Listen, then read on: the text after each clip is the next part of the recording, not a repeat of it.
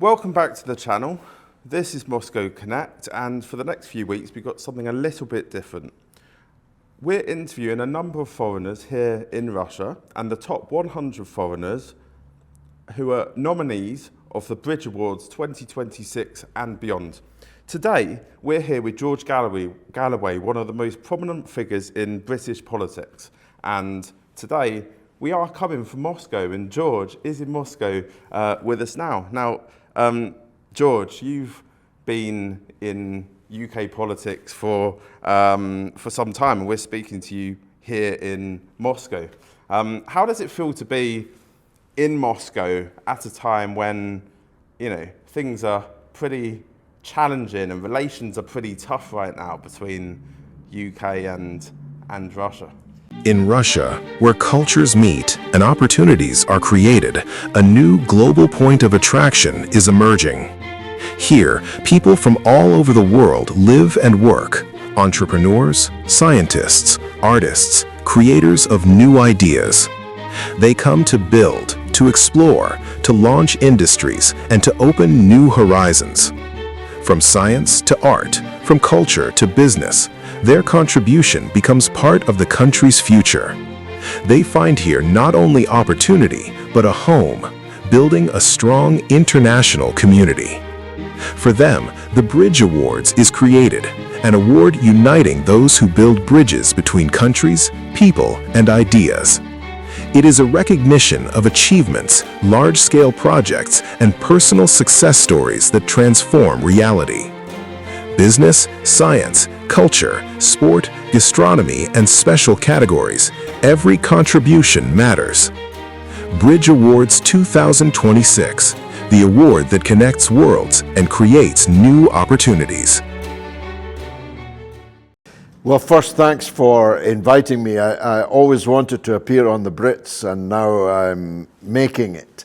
It is a joy to be in Moscow in the spring, early summer. I never thought I'd be in Moscow and be complaining about the heat, but that's exactly what I'm doing. I was thinking yesterday as I tried to do my steps, how sparkling all the granite was and how splendid the buildings, the cityscape is. I think it was Elon Musk's father who described Moscow as the new Rome. And indeed it is. It has a majesty and grandeur all of its own. And the cleanliness and safety of Moscow is second to none. I can think of no European capital other than Moscow that I'd walk along the streets at 2 a.m. and not give a moment's thought to my personal safety or that of my wife. Well, there's something about Moscow that is what we were, or at least like to think we were, 30, 40, 50 years ago in our capital cities. Perhaps there's a bit of rose-colored glasses about what we were like 30, 40, 50 years ago, but what Moscow is like today is unmistakable. It is a great European city. It is the capital of a great country, the biggest country in the whole wide world, and one of the most important actors in the world today. And as you imply, right at the center of world events. The alliance between Russia and China, for example, is undoubtedly the alliance that will define the world. My children, I have 6 children, and the eldest of whom has 5 children herself. So there's a lot of Galloways coming along, and they're going to live in a world which is defined by that relationship. And Russia it's always been in my heart, I'll be honest with you. I'm one of those prehistoric figures that lament still the demise of the Soviet Union. I I was always told since I was a child, go back to Moscow, even though I'd never been there. I remember my maths teacher, Mr. Rollo, Bill Rollo. He dubbed me at the age of 13 the Kremlin Gremlin.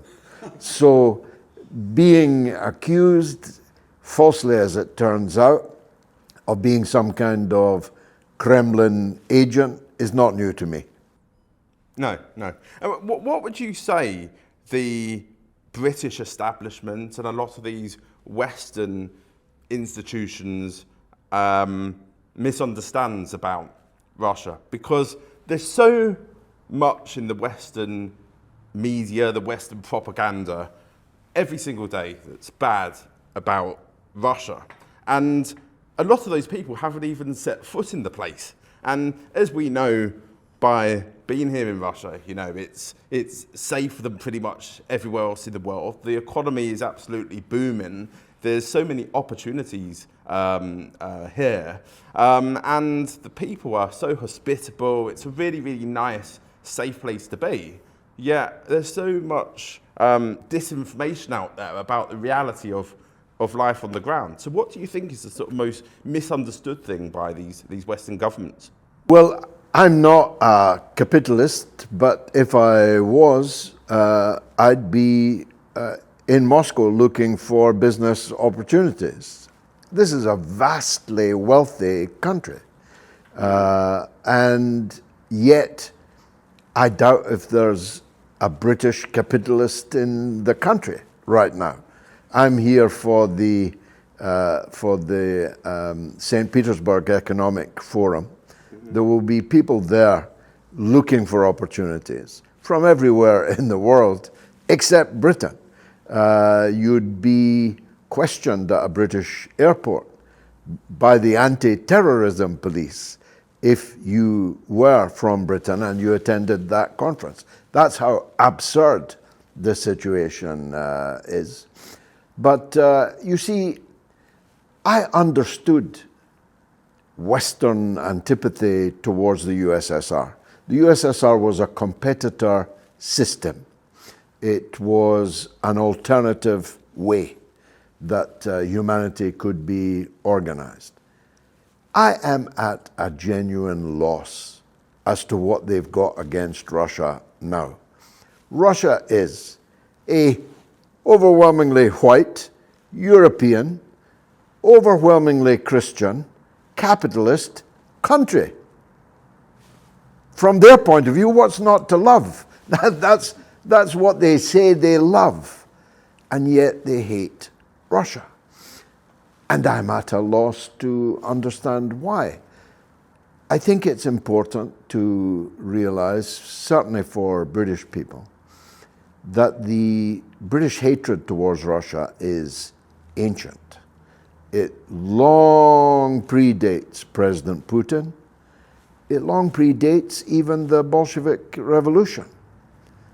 We were fighting Russia in 1854 in the Crimea. Remember the Crimea? We do. We charged into the guns, into the Valley of Death in Crimea for reasons that would have escaped me then, and I have long forgotten now. The truth is, there's a peculiar and ancient hatred amongst the British elite of Russia. Presumably it's empire rivalry, presumably it's jealousy. Russia has so much more in the way of actual wealth. So many more people, so much more territory, no need to go looking for colonies in Africa, content to be in its own region, unlike us. There are all kinds of theories, all kinds of things you could speculate about. But here's the rub. I have never believed that the ordinary British person hates Russia, because I come from a generation, not literally a wartime generation, but I was born just after the Second World War. and my life was formed by what happened in the Second World War and afterwards. If you like, the Second World War was a shadow of my early life. I played in air raid shelters. I was playing in air raid shelters till I was 21, though the games I played was different when I was 21 in those air raid shelters. We are the people who grew up in the shade of the Second World War, and anyone who is like me realizes that but for the Russians, who were 56% of the Red Army, but for the USSR, of which Russia is the successor state, we'd be speaking in German, except we wouldn't be speaking. On multiple levels, I wouldn't be here if Hitler had won the war. I'd be in a concentration camp at best and exterminated in an extermination camp at worst. And that ought to, if you're a logical person, lead you to a sense of gratitude towards the people who did almost all of the heavy lifting. 80% of the Nazis killed in the Second World War were killed by the Soviet Red Army. 80%. The second highest number of Nazis killed in the Second World War were killed by the Yugoslavian partisans. Just to give you some kind of perspective, this was not a war won by Private Ryan. It was not won by the Black Watch, my own regiment. Sure, Britain, when it stood alone and refused to surrender to Hitler when he was at the Channel ports, made sure there was a war to win. We played our role. Both of my grandfathers were veterans of the 8th Army under Montgomery. I'm not dissing the American or British participation in the war, but any logical appraisal is that the Soviet Union liberated Europe from fascism. And as General Zhukov said, they'll never forgive us for it. So that's number one. Number two, I'm of the generation that literally remembers the visit of Yuri Gagarin to England, to the north of England, to the industrial heartlands of England. And he was received like a rock star. Hundreds of thousands of people came out of their factories in Manchester to greet him. I'm also of the age that my father actually attended the tour of the famous Moscow Dynamo, as we call them, Dynamo Moscow as they're called here, and marveled at this kind of Harlem Globetrotters 11 with Lev Yashin in the goal, the greatest goalkeeper that ever lived, by common consent. We didn't hate Russia then. The ordinary British person didn't hate it. The Atlantic convoy men who sailed out of Liverpool to Murmansk to deliver war material were received as heroes in Russia and are remembered still. I've attended the memorial of the Atlantic convoy men in Liverpool. So I think there's a dichotomy between the feelings of the British ruling elite and the common 5/8, the man and woman in the street in Russia. And then finally, I know I've spoken a long time, but the new development is post-Soviet Russia is led by men who are demonstrably, at a glance, the superior of the people who lead our country. No logical person could dispute that. Nobody could say that David Lammy is a better foreign minister than Sergei Lavrov. I mean, you would be locked up, you'd be sectioned under the Mental Health Act if you made an argument that way.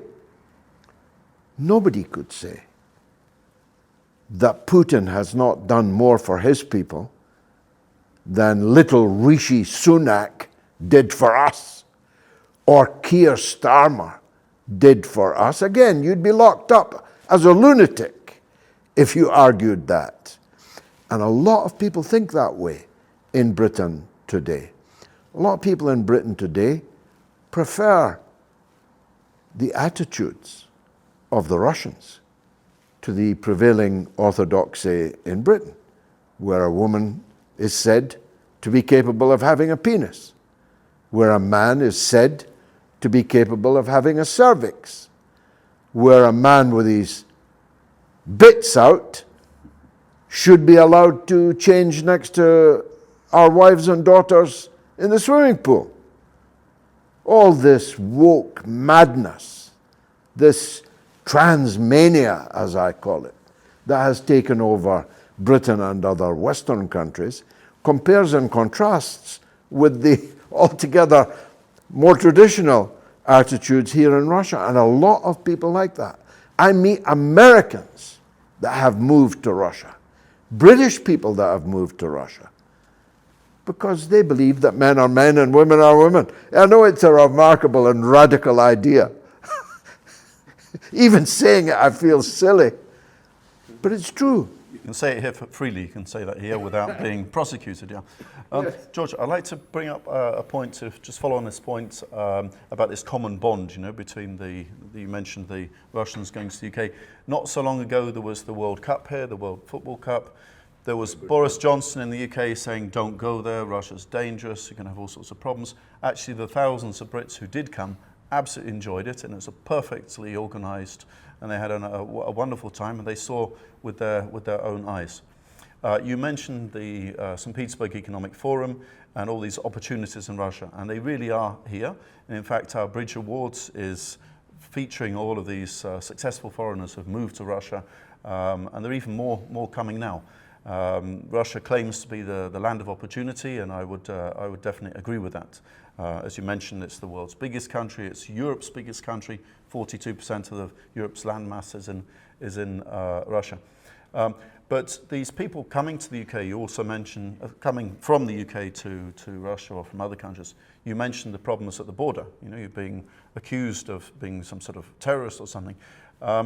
Should British people, do you think, fear moving to Russia, and what's that? Is that some sort of jealousy? Why, should they fear actually moving here and working here?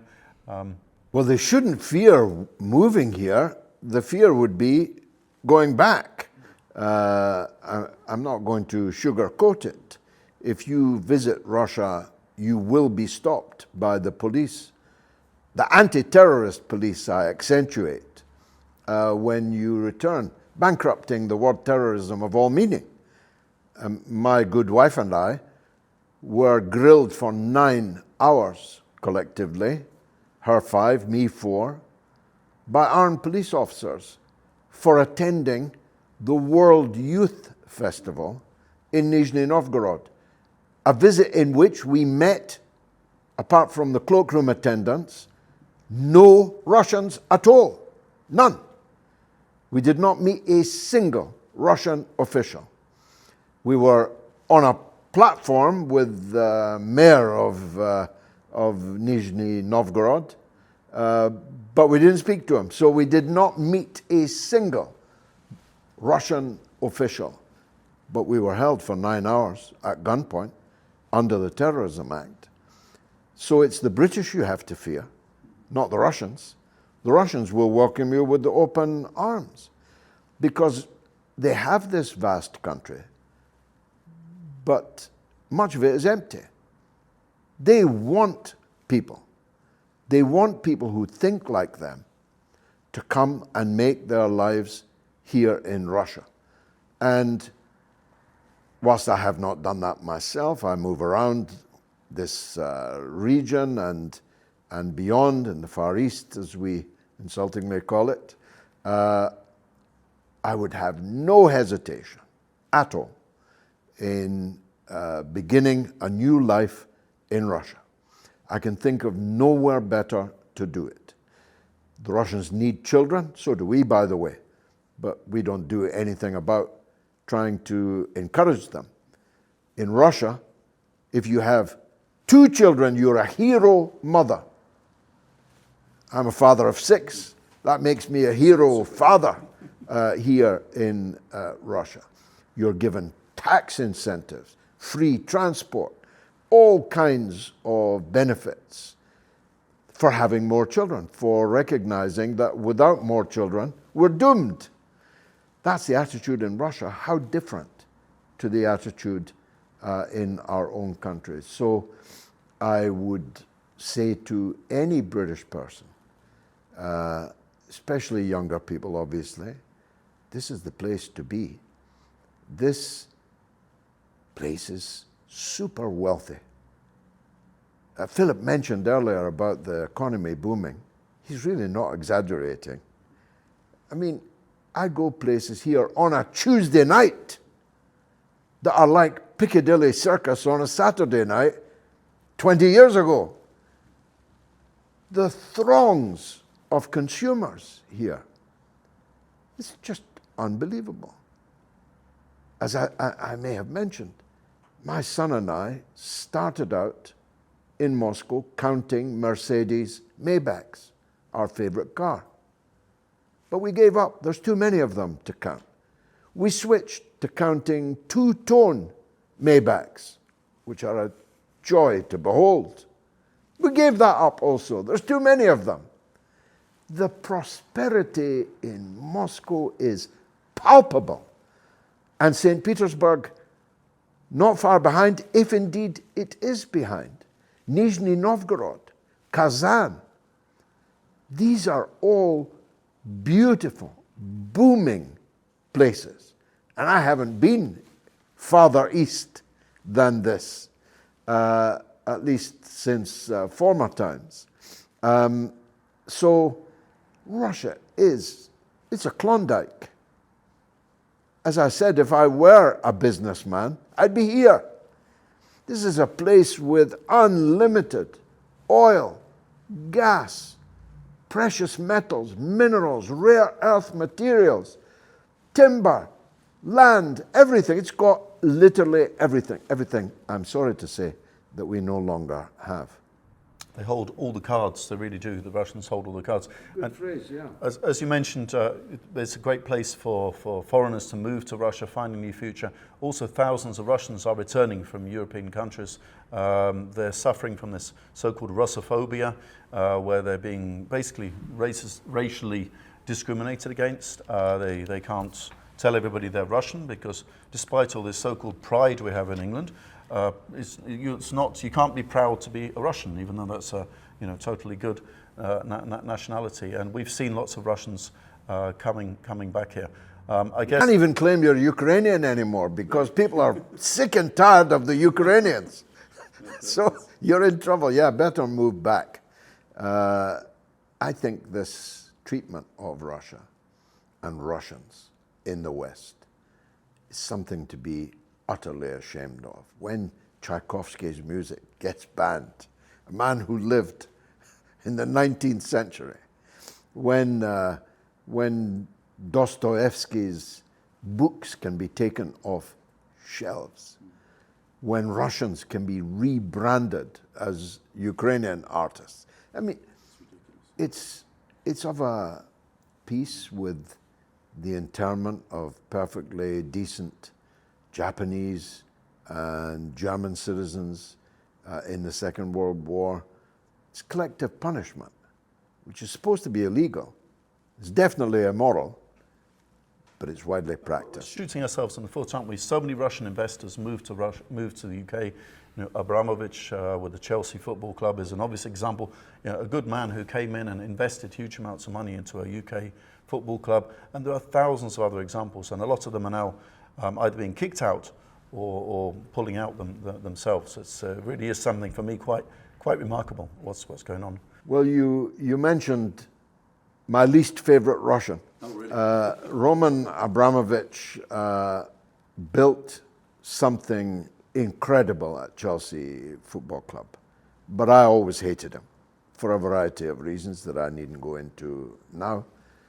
How he earned his money, how he got his money, what he spends his money on, supporting extremists in Israel, settler organizations. I hate Abramovich. I hate him. But what happened to him was completely monstrous. He did nothing wrong in Britain. And they welcomed his transformation of Chelsea Football Club. And then they stole it from him because he was a Russian. I don't even know what his nationality is. He's got an Israeli passport. I'm not even sure if he is Russian. But they stole it from him because he was Russian. So I look at things logically, according to fact, not emotion. My feelings for Abramovich are neither here nor there. What happened to him was a complete injustice. And I'm against injustice. Whomsoever it is against and whoever is practicing it. And I must speak against it, and I regularly have, albeit I preface it by saying how much I dislike him. But the rejection of Russian money that was once, of course, bowed and scraped for is the ultimate example of shooting yourself in the foot. I'm glad that money should never have left Russia in the first place. I'm glad it's coming back. But I don't see how a British politician can be glad, or a British bank can be glad, or British retailers of high-end products or property can be glad. It's madness. You are locking out good customers who are therefore invited to spend their money elsewhere. Take that, Putin, is what I always say when I read about the carnage which has been caused in Western economies by these sanctions, which are actually boomerangs. They are literally boomerangs. They come back and hit us, having caused no damage whatsoever at the intended target. Come and take a look. Walk in the streets of Moscow, even on a Tuesday night, and tell me the sanctions have harmed Russia. But they sure as heck have harmed us. And Germany even more. It's now the month of May. Germany has lost 467,000 manufacturing jobs this year, only this year.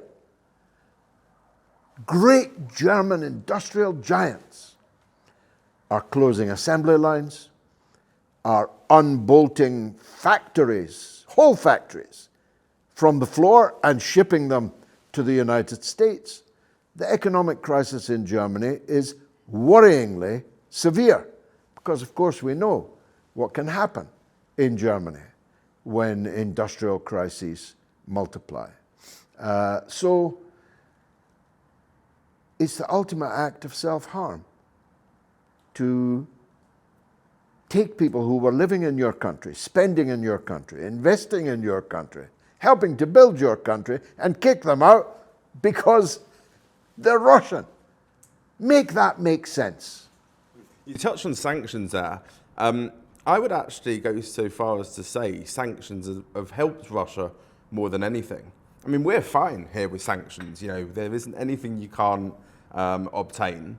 You know, the Russians have, you know, filled the gaps. You know, if you look at the shopping malls, they're not empty or deserted anymore. They're booming with, you know, Russian brands and Russian services and Russian products. And in a lot of cases, they're a lot better than the British counterparts that were here. So you're right, they've completely shot themselves in their own feet, really, by, you know, bringing these sanctions on Russia, because it's helped the country become better and prosper more. Well, I'm not a consumer of what I call junk food, or any kind of junk. And the older I get, the less I want or need in any case. But my children tell me that the McDonald's here is better than the McDonald's at home. It's definitely more nutritious. It contains less of the junk than the Western model.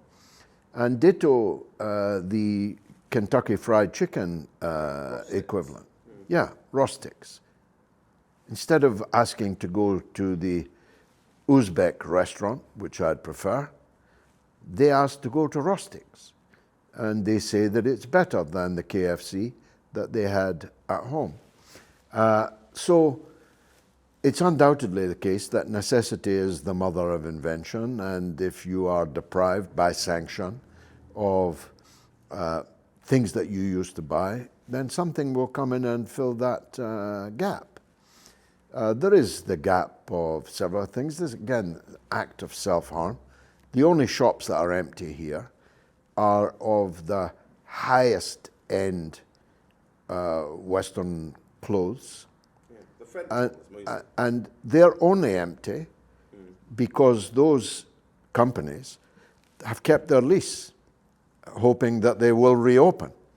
They would have been filled already by local retailers and businesses, but some of the top brands, Gucci, for example, is empty, but only because Gucci is intending to come back, because they know the value of this market. But we can all do without Gucci.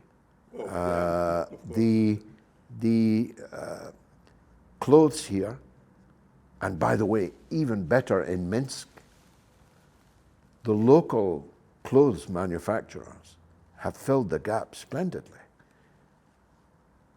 You can buy your wife a fur coat made in Russia or in Belarus for 1/10 of the price that you'd pay in London, and it will be not just equally as good, but probably better. I know that because I've done it. Yeah, and you can actually walk around with a fur coat here rather than the UK getting spray painted over. Yes, throwing paint That's on true. it. Yeah, That's true. If I could also pick up on this, the Russian industry itself. Russia now makes its own aircraft, completely Russian-made, without any foreign parts. Yes. Things like the whole dairy industry, the cheese industry has taken off. We used to import all of our, cheese and dairy from France and other places. And other countries like China have really taken advantage of this. We now have 60% of the Russian new car market are Chinese cars. The traffic police, sometimes when they're passing information from one policeman to another, they say, stop that car, and they ask, what make is it? They say, well, we don't know, it's some Chinese car, because they're all so new. And they're outstanding, they look really, really good. We bought one ourselves, and they're definitely better than what you could buy in the UK, and about 2 or 3 times cheaper. I'll never be able to buy a Maybach unless I win the pools. Do they still have pools? But the pools, for viewers who are younger, was predicting football results. I'll never be able to buy a Maybach, but I will be able to buy a Zeekr, and I love the Zeekr. You call a cab here, and you get picked up in a luxury car with a charger available, with mineral water, with tissues, and with the driver asking you if you want to play your own Spotify playlist. I mean, everything here is better, everything. And the Chinese, of course, have filled the market. But there are still some things that we can do that if we were not acting so foolishly, there would be a market for. You mentioned cheese. With all respect, our cheese is better than Russian cheese. But you can't get it. But if you could get cathedral cheddar cheese, I'd definitely be a customer. And there are other things that China hasn't produced the Beatles yet, and they're not likely to, in my humble opinion. Our culture, our language, our experience is still valuable, and there would be a market for it. And I hope you gentlemen are one day able to be an interlocutor in that. There's still a market for our things, some of our things. George, the paradox is that they love Britain here, and they love British things. And I'm if you embarrassed know, by that. it's really embarrassing, isn't it? This is I'm embarrassed by it. There are even shops in Moscow with, Union Jacks on them. Imagine a shop in the high street, in Bond Street, with the Russian flag. Putin portrait. Yeah, imagine. I went to a barber the other day that had London memorabilia and Union Jack chairs. It's embarrassing. I just pray that they don't know how hateful the prevailing orthodoxy in Britain is towards Russia, because it's truly embarrassing, and it's the more embarrassing for being completely groundless, baseless, and utterly illogical. Moving on to the Bridge Awards now. You're one of our nominees for the Special Jury Award. Now, I know you don't live here permanently currently, and you're sort of between a few places, but without a doubt, you've done quite a lot to aid relations between Russia and the United Kingdom where you can. Couple questions on that. How do you feel about being recognised for some of these achievements and being up for Bridge Award?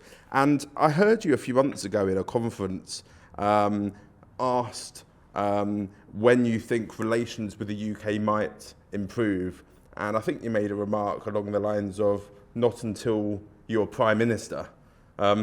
Is that something we might see in the future, and do you really believe that there's no hope for relations until someone like you or your party is in charge? Well, first of all, I'd be honoured, indeed, I'm honoured to be a nominee because, as I said, I have all of my life, since I was 13 years old, been a Russophile, not just for Soviet nostalgia reasons, but for cultural and other achievements that long predate that Bolshevik period. So I have always struggled for peace and coexistence between my country and this country. But my country will always be my country. I will never be a Russian or a Frenchman. I love my country. I love its language. I love its culture. And I just hate to see it wasted in the way that our successive governments are currently wasting it. So I stand for improved relations between Britain and Russia for Britain's sake. It's in our interest. The Russians could do without us very easily indeed. In fact, I struggle to find a country that they could more easily do without than ours. It's because I want to see British factories humming, British universities buzzing, and the sales of the things that we can still do better than most people. I want to see these things improving. So I'd be honored to be considered even for your award. I think my view on the latter part of your question has not changed. I think the Americans, the Italians, the French definitely, will all be here long before the Brits are back because of this peculiar ancient hatred. I mean, just recently, the British newspapers and television were full of a Russian Air Force jet buzzing and Royal Air Force surveillance plane on the Black Sea. Now, that Royal Air Force plane was 20 miles from Russia, and it was, I don't know how many thousand miles from England. And the journalism involved counted on the fact that the viewer had no idea where the Black Sea was, because if they had, the obvious question would be, in our straitened financial situation, why are we sending surveillance planes to a distance of 20 miles from the Russian coast? But this was made into some scandal that the Russians, how dare they, had alerted to the fact that a British plane in a war was 20 miles off their coast. Nobody else treats that kind of story quite like the British media treats it. The French would tend to ignore it because they realize their people are smart enough to work out where the Black Sea is. The Italians might even bristle in a hostile way at this provocation by a NATO asset. But in Britain, it's treated as an act of aggression by Russia. And this is deep-seated in the political elite. Even though Russia has never done anything to us, Russia doesn't even think about us except insofar as we are threatening them and in fact helping to kill them. Our weapons, our targeters, who knows, maybe even our special forces. I say who knows because even as a member of Parliament, as recently as 2 years ago, less than 2 years ago, I was refused answers as to exactly what we are doing in Ukraine, because the government stance is we never comment on the activity of special forces. So a member of Parliament representing the people cannot ask their government if we have special forces fighting in the Ukraine. Imagine. That's democracy for you. So I don't know the true extent of our involvement in Ukraine, but it's substantial, and more substantial, I argue, than any other country, including the United States. Indeed, we have this totally bizarre situation now that a right-wing Republican maniac like Donald Trump is trying to stop war in Europe, whilst all these social democrats, Christian democrats, even people who call themselves socialists, are desperate for more war in Europe. I spent the early part of my life chanting, "End US wars." Now the US are trying to end a war in Europe, and the Europeans are demanding that it must continue. I mean, I know cross-dressing has become vogue, but that's political cross-dressing of an extreme nature. And my biggest criticism of Rishi when he was Prime Minister, and now Keir Starmer when he's Prime Minister, is they won't even open the dialogue with the Russians. They won't pick the phone up and even speak to Putin. And love him or hate him, Donald Trump is someone who is picking the phone up and engaging. And I believe that you have to pick up and the phone and speak to people who may be seen as your enemies and start that dialogue to create any form of peace. And moving on from that as well, perhaps there'll be a general election, perhaps Reform and Nigel Farage get into power, maybe looking at the landscape currently as it is in the UK. Do you think that having a new party and a new sort of pair of eyes there is going to be a bit more like Trump, as people are saying sort of Nigel maybe is a bit more like Trump to actually start that dialogue and that engagement with Russia? Well, it was Mr. Churchill, after all, who coined the phrase, "Jaw is better than war." And Marco Rubio and Sergei Lavrov just last evening had a long telephone call. Trump and Putin have calls. They met in Anchorage in Alaska. This is the point I'm making, that a warmongering American administration is trying to stop the war in Europe, and these liberals and social democrats are trying to keep it going. I hate to disappoint you, Philip, but Nigel Farage is currently claiming that Putin hacked his phone and revealed the dodgy £5 million bribe which he received from a man who lives in Thailand under an assumed name, and which he did not register, and for which he will undoubtedly be kicked out of the House of Commons by the Standards and Privileges Committee. Nigel Farage went on television and in the newspapers this very week saying Putin and Moscow hacked him, and that's the reason why we found out about the £5 million bribe that he did not declare in contravention of House of Commons rules. So we need change, but Nigel Farage ain't that change. But we are going to have fresh eyes. I don't know, there's a challenge going on inside the Labour Party.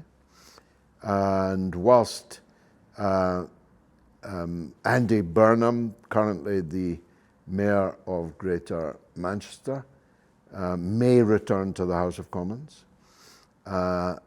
If he does, I'll be a candidate for the mayoralty of Greater Manchester, where we have vast support. But if he does re-enter Parliament, he certainly will challenge Starmer for the premiership, and so it's distinctly possible that by Christmas we'll have a new Prime Minister, and Burnham will be that Prime Minister. Now, there is nothing in the life of Andy Burnham that would encourage you to think that he will be change on these matters, but it's possible. After all, if I inherited a country that's becoming a basket case, the last thing I would do is say, let's keep on doing what we've been doing that made us a basket case. You have to hope that Burnham will at least have the common sense to realize that some things have to change, and that rehabilitating British society, which is in a parlous state, is more important than funding little Zelensky's cocaine habit. And the thief of Kiev will have to be the first casualty in any government cutbacks, which will free up resources for vital things at home. You have to hope that. We'll certainly fight for that. And if I'm the mayor in his stead, I'll be using that pulpit to push for a big change in Britain's foreign policy, for our sake, not for the sake of others. If you become the candidate for the mayorship of Greater Manchester, do you foresee any sort of interference from the UK establishment when you go back to compete for your seat? Yes, and I warn them now that such would be a further severe weakening of people's faith in the democratic process. We have hundreds of thousands of votes in Greater Manchester, not just in the city, but in all the satellite towns around. I represented in Parliament just 2 years ago one of those towns, Rochdale. We have doubled the number of council seats that we have in the Greater Manchester region. We're the only party actually that is moving forward on the left of British politics, everyone else going backwards. So imagine, what, they're going to ban me from standing when I potentially have several 100,000 votes. How will that look? What will that do to the faith in the system? I like to think that they would think twice about doing that, but I'll certainly put it to the test, put it that way.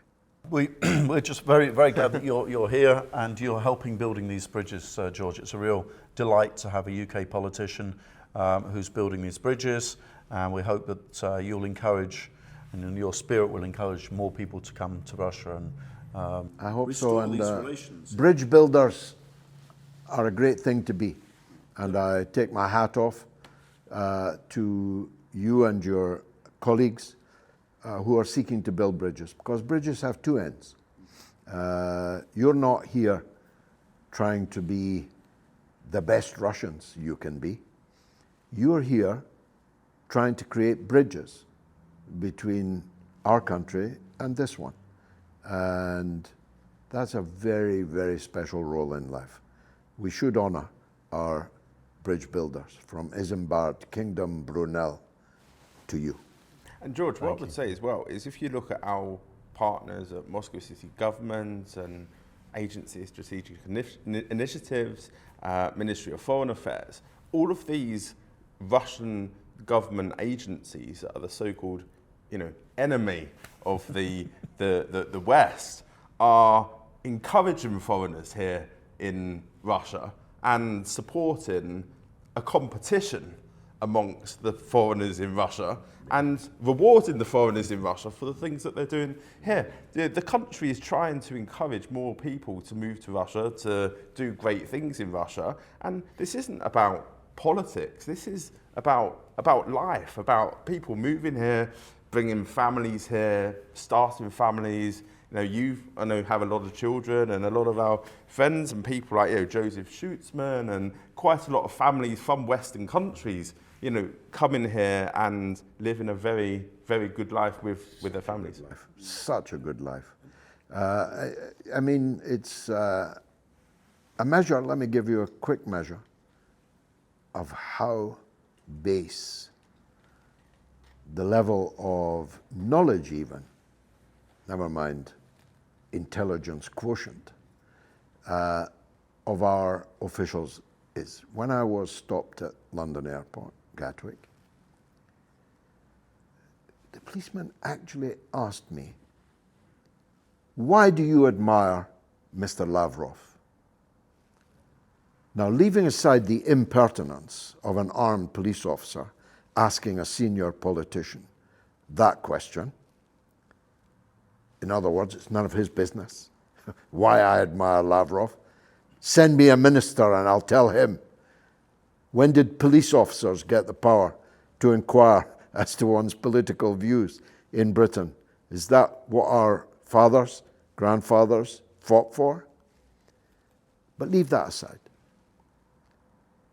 When I made the point to him that there is nobody who knows anything about diplomacy or foreign affairs who does not admire Mr. Lavrov. He said, "Have you met him?" I said, "I shared a platform with him just a few months ago. I think you were there." I shared a platform with him just a few months ago, and the policeman said, "A railway platform?" Yes. He honestly said that. He said, "A railway platform?" I didn't know whether to laugh or cry. "You sent this man to question me?" I said, "No, a stage, a conference." Well, he looked as if I'd revealed some awful news. Sharing a platform with someone at a conference becomes some kind of offense. I'm not their enemy. I'm just a guy who sees things differently to them. Once upon a time, that was called democracy. Yeah, of course. Well, look, George, thanks for your time. We do appreciate it. And look, congratulations on the nomination for the special award, and good luck. and we look forward to seeing you on June the 18th I'll be down. in this hotel for the awards. And if any of your followers in the UK are looking for a new life abroad, it's actually easier to move to Russia probably than to another EU country or to the States. They have this shared values visa. Basically, you just need 3 documents and you could move to Russia. So something also worth bearing in mind for people out there. Yeah. Thank you very much. Thank you very much. Yeah. Yeah, thanks a lot. Cheers.